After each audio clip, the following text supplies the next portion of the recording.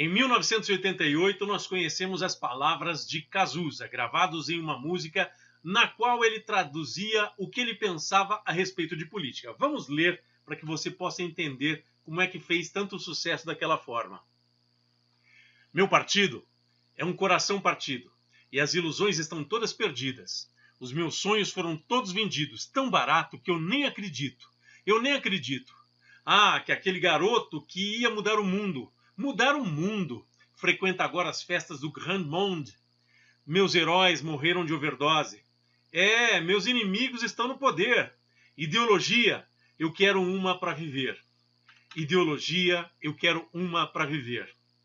Eu vou pedir para que você, em primeiro lugar, clique no nosso canal e que curta as nossas postagens, assim como você se inscreva no canal e clique no sininho para receber comunicações cada vez que eu lançar um novo vídeo. O assunto hoje é heróis. Quem é que não gosta de heróis? Homem-Aranha, Clark Kent, Supergirl. Gente, é impressionante o que a gente consegue se iludir quando as palavras começam a parecer assim. Heróis, heróis, brotando de todos os lados e nós realmente nos iludimos. Quer ver um exemplo? De repente, em dado momento, quando o governo do PT estava no meio, estava crescendo, o país estava crescendo desesperadoramente e nós vimos o país pela primeira vez sendo sabotado pelos políticos dentro da Câmara dos Deputados e aí surge finalmente uma coisa estranha. Uma coisa estranha estava acontecendo no judiciário, como, por exemplo, algumas movimentações. Surgiu, então, uma operação chamada de Lava Jato. Lava Jato, então, até o momento, começou a fazer coisas que nós não conhecíamos, ou que, pelo menos, nós não tínhamos visto até então. Pessoas sendo presas de uma forma que nós nunca tínhamos visto.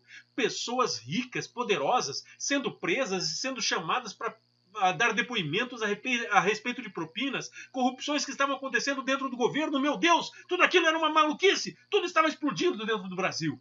Toda semana a gente via notícias e começava a esperar que toda semana, todo dia tivesse algum vazamento, alguma coisa diferente. E nós começamos pela primeira vez a acreditar no país. Falamos assim, não, finalmente surgiram heróis de dentro de Curitiba. Finalmente tivemos pessoas que nos preocupam e que se preocupam com o nosso país. Patriotas que realmente defendem os interesses brasileiros. E o PT, de repente que estava no poder e que estava levando o Brasil e fazendo o Brasil crescer, de repente começou a protelar nas suas políticas. Começou a haver denúncias sendo pipocadas todos os dias nos jornais, principalmente nos jornais da mídia tradicional, e nós víamos então denúncias a respeito do PT. O PT estava envolvido. Meu Deus, que maravilha! Vamos depor um país, vamos depor toda uma política que nós não concordamos com essa política. Joia! Maravilha! Vamos acabar com a política já que nós não conseguimos vencer nas urnas. E nós começamos a ver sabotagem dos nossos heróis. Mas os nossos heróis eram heróis. E como heróis foram tratados.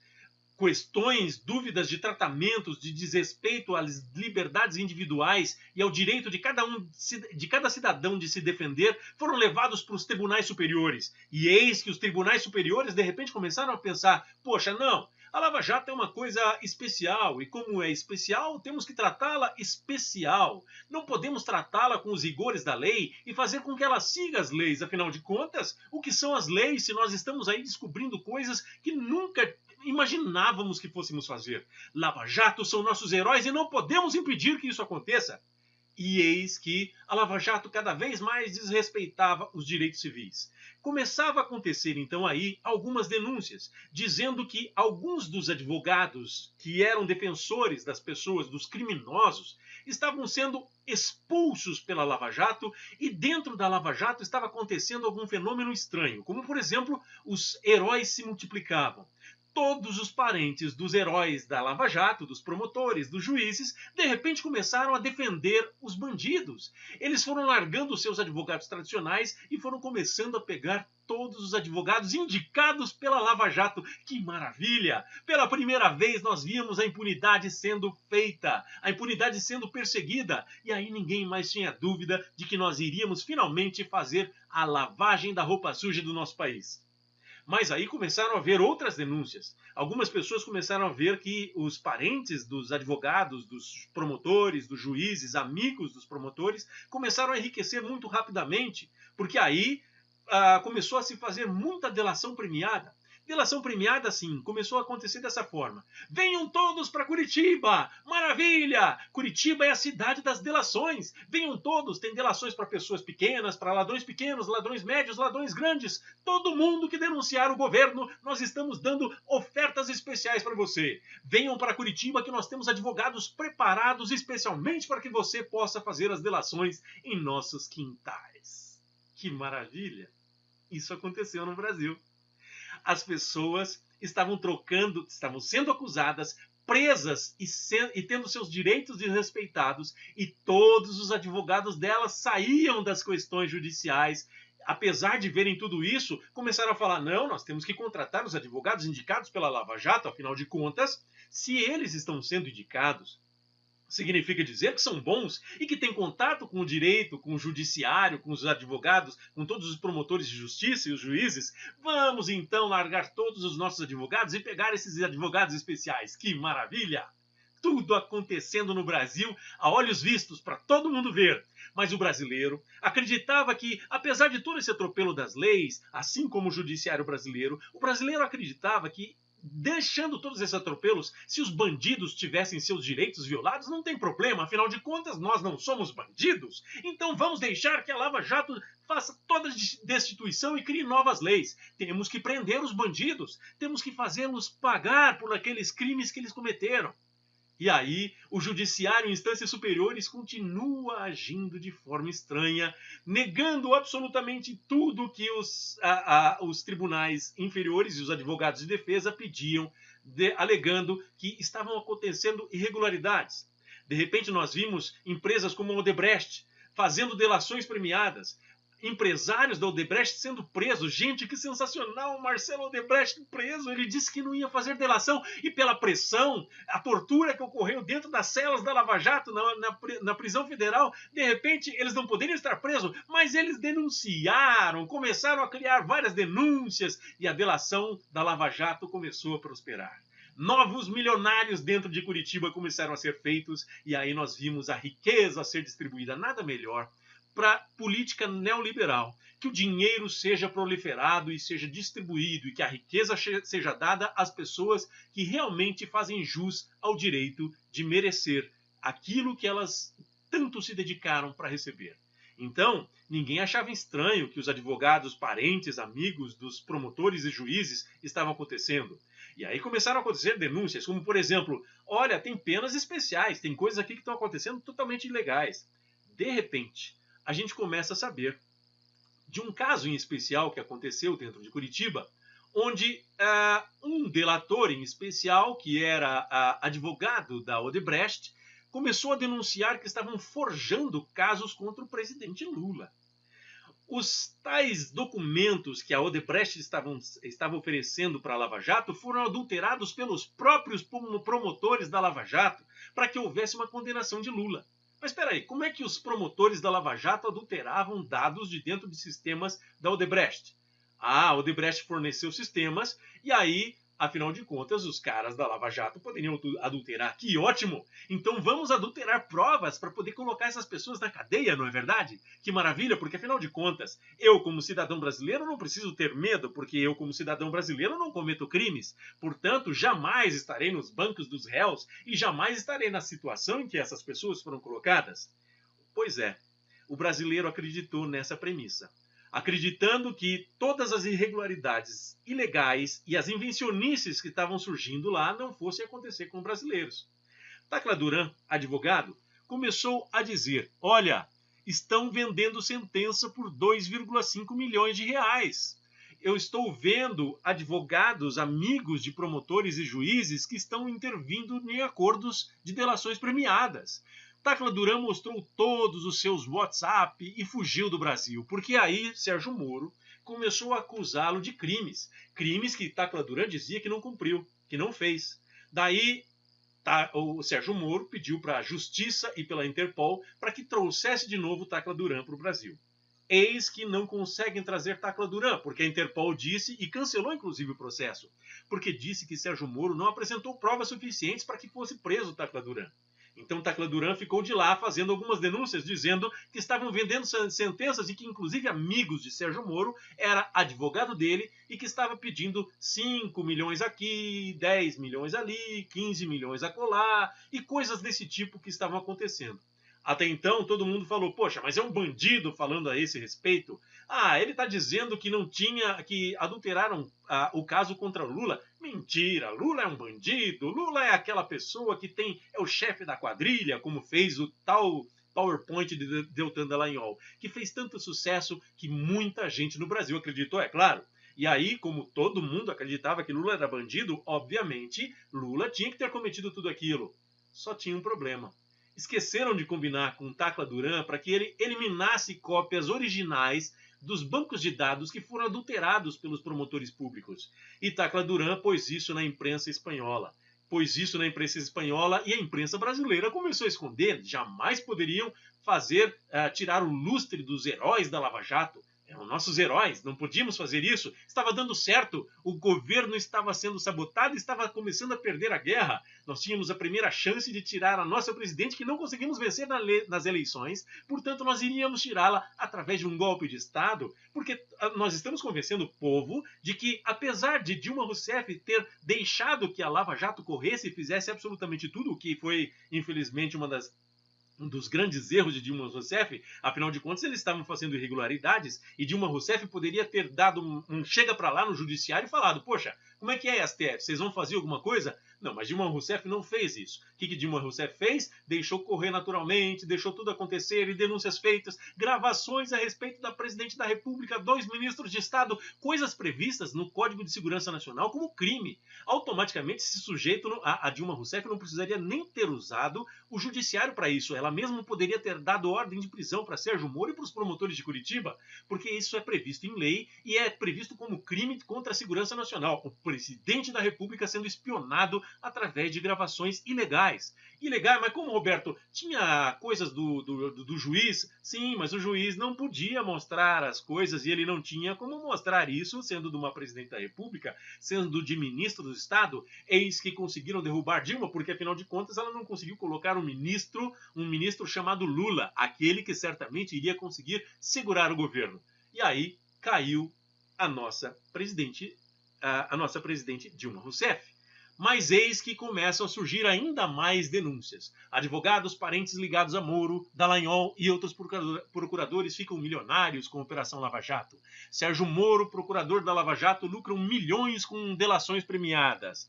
E aí, muito do dinheiro que estava voltando das delações, do que estava acontecendo, do dinheiro que estava sendo recuperado da Petrobras, começou a ser reservado 20% para todos os nossos heróis da Lava Jato. Olha que maravilha! Como se fosse comissão, além do pagamento milionário que eles já recebiam, comissão de 20% sobre todo o dinheiro recuperado da Lava Jato.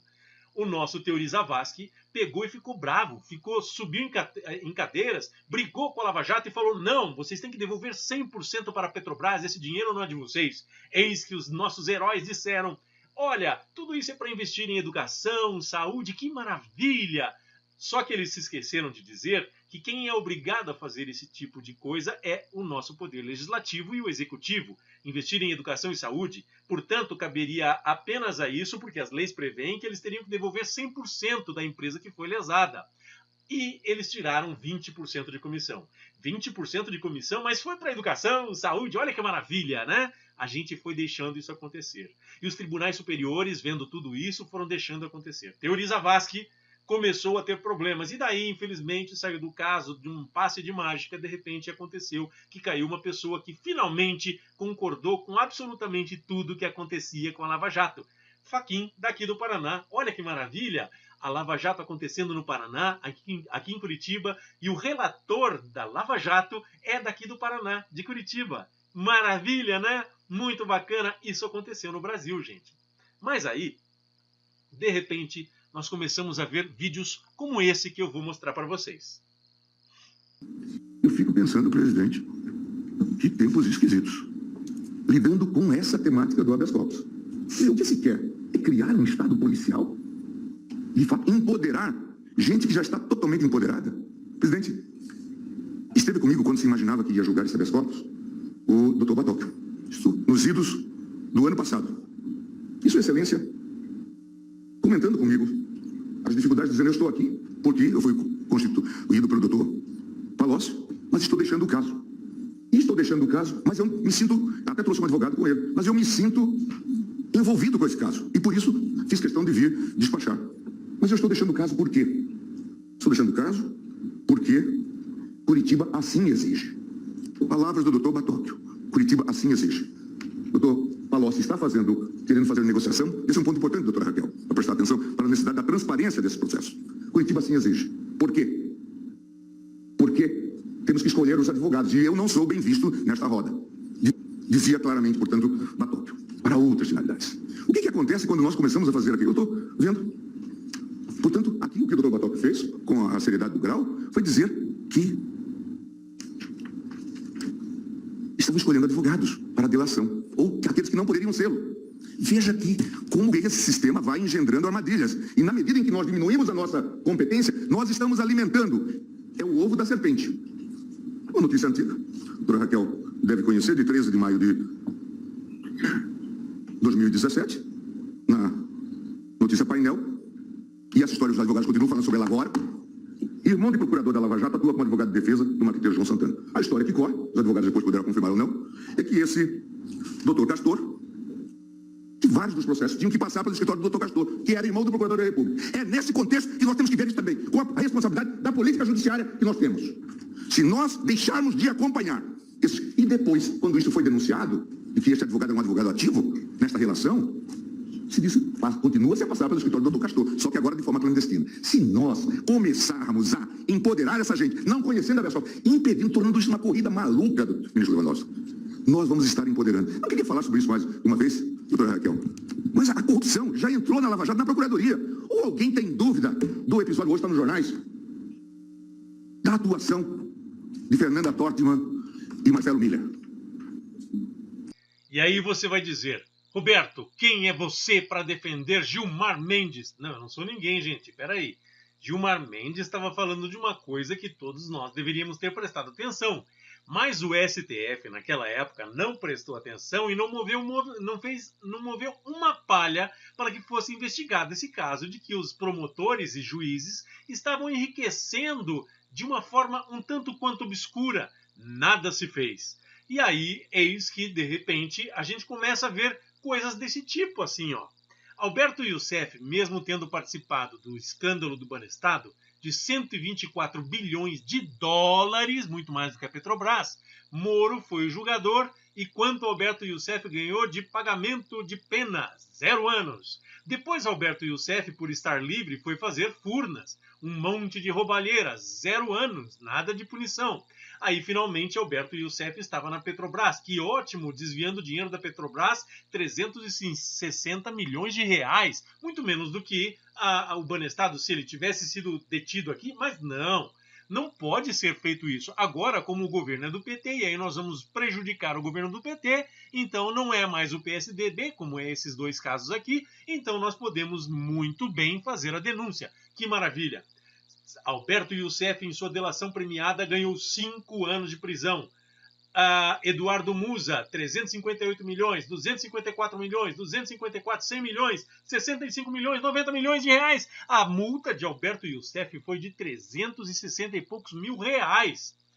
Presidente Lula, apesar de ter sido condenado sem nenhuma prova que tivesse sido forjado, apesar das denúncias de forjarem as provas, o que aconteceu? Ninguém conseguiu provar que a reforma ou que o apartamento era dele, mas prenderam porque tinha recebido poderia vir a receber 1,2 milhões de reais. Ora, muito menos do que qualquer um desses delatores, não é verdade? Mas o presidente Lula ganhou 9 anos de cadeia, para depois 12 anos para ele não poder recorrer, porque senão o crime iria prescrever, e aí para não dizer que foi o Moro que deu essa cadeia, Lula teria que cumprir a prisão na cadeia, ao invés de ter tanta liberdade quanto todos os outros delatores que roubaram tantos milhões de dólares, não é verdade? Para que a gente punir pessoa que está acostumada a roubar Banestado, Furnas? Ora, ele que continue a fazer isso, de preferência para nos ajudar. Afinal de contas, ele delatou, ele ajudou a criar um sistema para prender o Lula, esse bandido tão perigoso. Só a multa de Lula chegava, se não me engano, a mais de 19 milhões de reais. Se Alberto Youssef tinha 300 mil reais de multa, um pouco estranho essa pena para o presidente Lula e um pouco estranha também a multa. Mas vamos para frente, faz de conta que a gente não está vendo isso. E aí, de repente, nós começamos a perceber que, de acordo com as leis, Alberto Youssef, que tinha ganho inicialmente uma pena de 79 anos, pelas leis normais do nosso país, ele deveria ter pego reduzido para 53 anos. O que fez o Moro? 5 anos. E ficou com parte do dinheiro roubado. Gente, que máquina gigantesca é essa de lavar dinheiro, né? Fantástico, o cara rouba da Petrobras e fica com parte do dinheiro roubado morando nas mansões, com os quadros de luxo, com os carros de luxo. Que maravilha!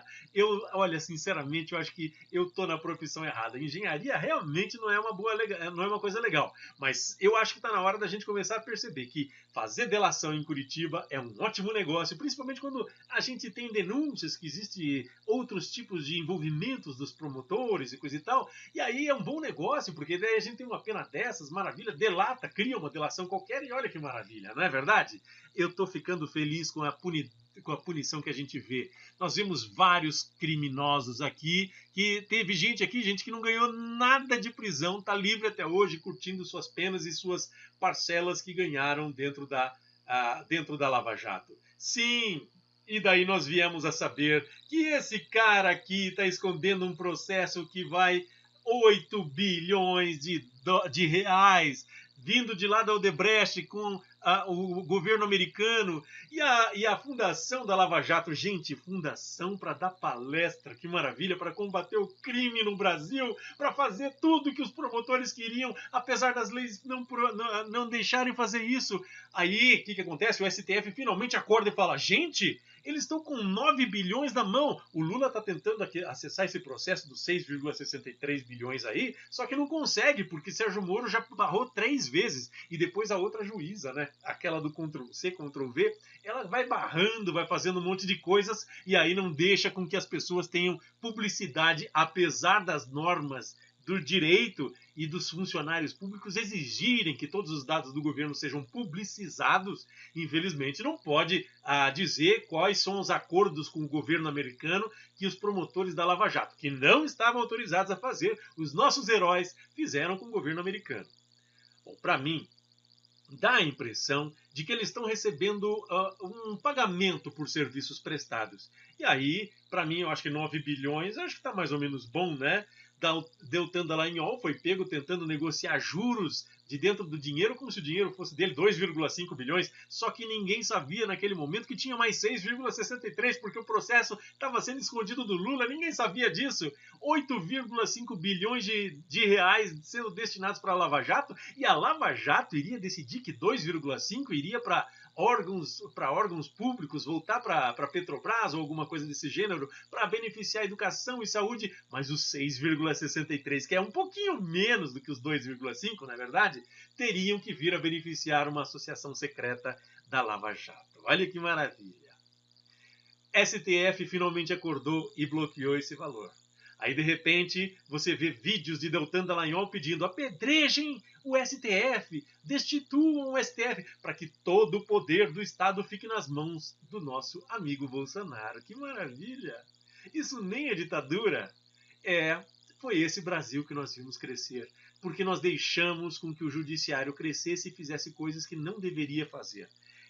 Desrespeitando as leis que nós vimos o judiciário fazer coisas, aberrações, cujo qual todos nós cidadãos brasileiros estamos sujeitos a sermos condenados por acusações que não têm fundamento técnico, que não têm provas, mas nós temos sim que ser condenados porque nós somos cidadãos brasileiros. E depois de termos condenado uma pessoa como o presidente Lula, certamente nós, pobrezinhos, sem advogados tão caros como os do presidente Lula, certamente vamos ser muito mais difíceis de sermos dominados e de vencermos todas as nossas causas na justiça, não é verdade? O que eu passo a você é o recado. Não podemos deixar o judiciário extrapolar suas funções. Não podemos deixar o judiciário, que é obrigado a seguir as leis, desrespeitar as leis. Seja ele do STF, seja ele da Lava Jato, seja ele de qualquer parte do judiciário. Mesmo que esse judiciário esteja prendendo bandidos e desrespeitando as leis dos bandidos, porque afinal de contas são bandidos. Não. Você pode estar no banco dos réus mais tarde, e é você, seu filho, seu irmão, sua esposa, seus parentes, suas filhas, que poderão estar sendo condenadas sem nenhuma prova, porque simplesmente alguém resolveu punir e ganhar pagamentos de serviços prestados a países estrangeiros. A lei contra a segurança nacional prevê que essas pessoas tenham punição bastante rigorosa e bastante específica, porque tratam-se de espiões de outros países dentro do Brasil, trabalhando para que nós tivéssemos assim toda essa situação que você está vendo aí.